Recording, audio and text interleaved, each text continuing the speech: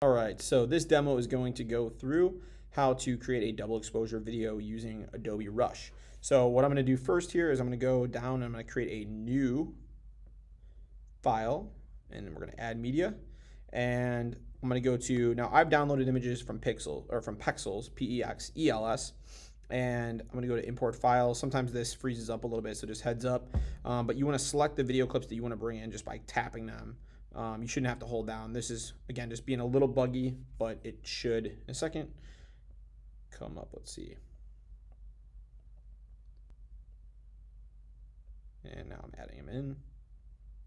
So I'm just going to select a few. Remember, for this project, we're dealing with the idea of consumption, things that consume us, things that we consume, and we're getting pretty conceptual with this this idea here. So what I'm going to do next is maybe title my piece down here. I'm going to call this double expose 2, and I'm going to hit create. Now, when this opens up, it's going to all come in one line.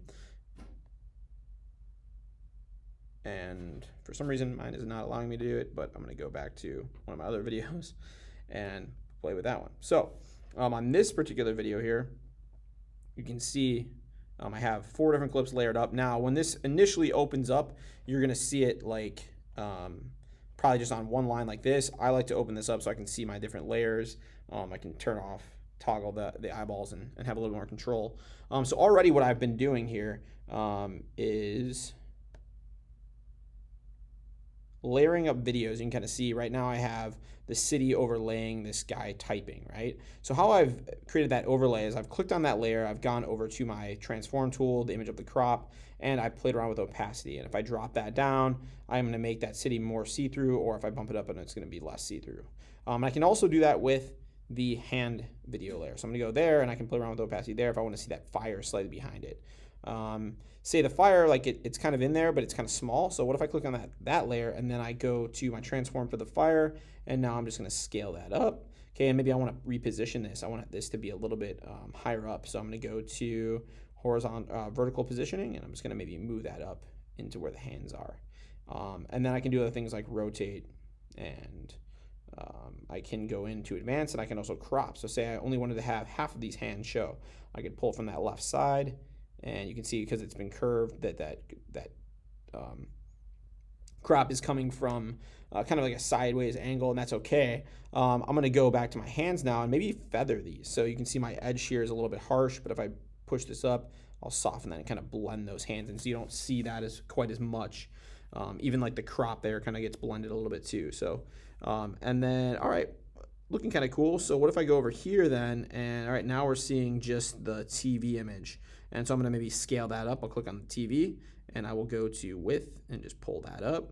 And then I'm going to go back to the city, and now I'm going to start playing with colors. So I'm going to go to my colors, and now you can go with a pre-made one like cinematic. We have our Kodak, Fuji, night noir, black and white. All right, I'm going to stay with my cinematic, but I'm going to go up to edit then. I'm just going to play with this a little bit more. Like, what if I push my exposure up a little bit? What if I drop my contrast? What if I push my highlights or drop them down? Okay, and this is going to give us different looks, and this is going to affect everything. So if you didn't want this to affect maybe the initial part here, what you could do is you could use your scissors to cut the clip, split it, and then only do it to one part. Okay, and then like this one, I could say, okay, this one I want to be a little bit warmer, and then when I get to here, I want this to maybe cool down for whatever reason. You know, maybe that's part of my concept. Okay, and I could even double up the same clip, layer those up, have one color, one the next, and have those layered up on top of one another. So you have a lot of controls here, and really again, like mostly what I'm using here is my color settings over here, also my transform, aka the crop symbol, and then a couple of things you could do is go ahead and play around with speed. We talked about that in the previous project. That could be another thing just kind of play around with. Maybe I want this clip to be a little bit slower, right, and that add a little bit of dramatic effect on there. And looking kind of cool, but again, you have the ability to add 4 layers. So right now I could technically add another layer of video. So if I say media, I'm like, okay, what do I want? We'll import, and I'm just gonna get, let's see, these people walking. Okay, I'm gonna add it, and let's see, I'm gonna go ahead and push this up to the top, and so now I have an extra layer, and you can see this one is covering up everything, but okay, now I want to go in and I want to mess with that one's transparency and see how that's going to look, right? And maybe it's taking over too much, so I drop it down way, or like, I don't even use it there. Maybe I just want to have it up here later on, so I trim it up and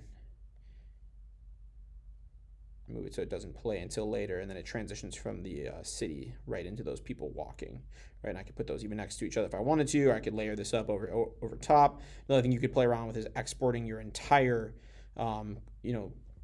video here and then re-importing it and then putting more videos on top of it. So that's another thing. But really the goal here is to have fun, play around with the options that are here, and see what you can do. Again, deal with that idea of consumption.